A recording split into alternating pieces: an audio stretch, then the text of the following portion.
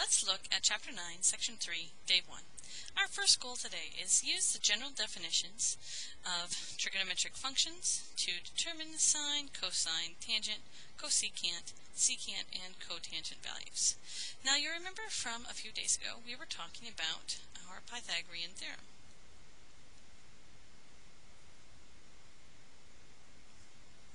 And we're going to apply that to trigonometric identities.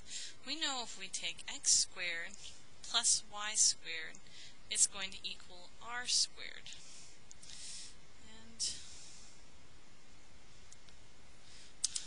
r is the radius or hypotenuse of the triangle.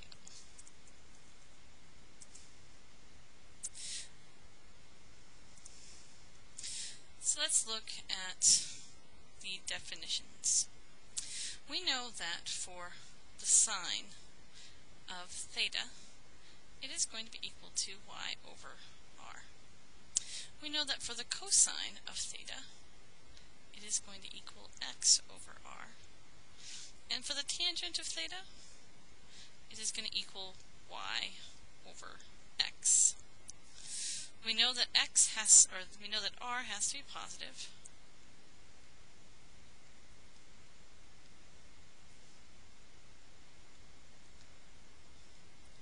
Because it's the radius of the circle, so it can't be negative.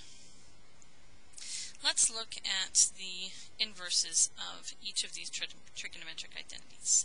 We know that cosecant of theta is equal to r over y.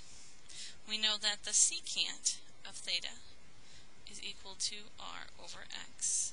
And we know that the cotangent of theta is equal to x over y.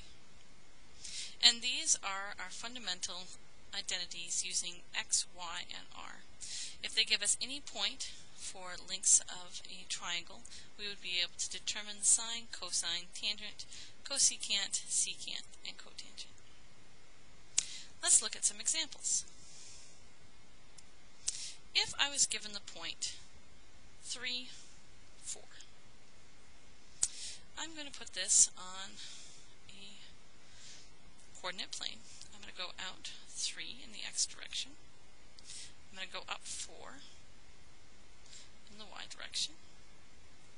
And I'm going to draw a triangle. It's going to go here, here, and here. So I know that this length is 3, and that this length is 4, and that I have a right angle in that corner. Let's figure out what our hypotenuse is. We're going to call that the radius. Well, we're going to take 3 squared plus 4 squared and make that equal to r squared. If I take 9 plus 16 equal to r squared, if I add those together I get 25. And we're going to take the square root of that. So now we get plus or minus 5. But could we have a radius of a circle that's negative? No, we can't. So we know that our r value is 5. So now let's look at our sine value.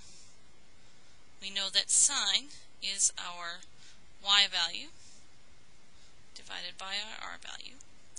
We know that our cosine is equal to our x value divided by our r value.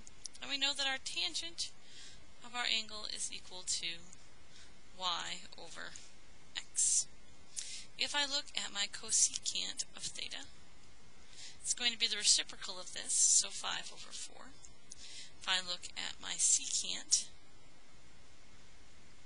it's going to be the reciprocal of that value, which would be 5 over 3.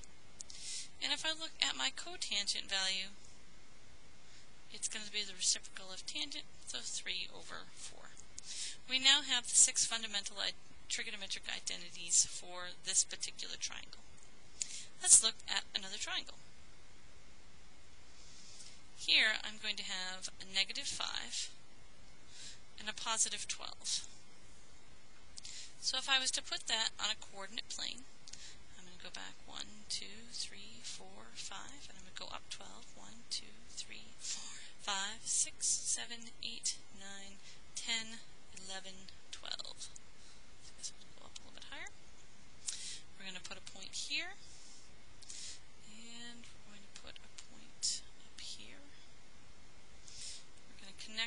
hypotenuse. So we have our triangle looking at this direction. We know that this is a negative 5, we know this is a positive 12, and we need to figure out our hypotenuse. So we're going to take a negative 5 and square it, plus 12, square it, equal to r squared. That's going to give me 25 plus 144 equal to r squared. If I add those together, I get 169 equal to r squared. Now I'm going to take the square root of both sides. So I'm going to get plus and minus 13 is equal to r.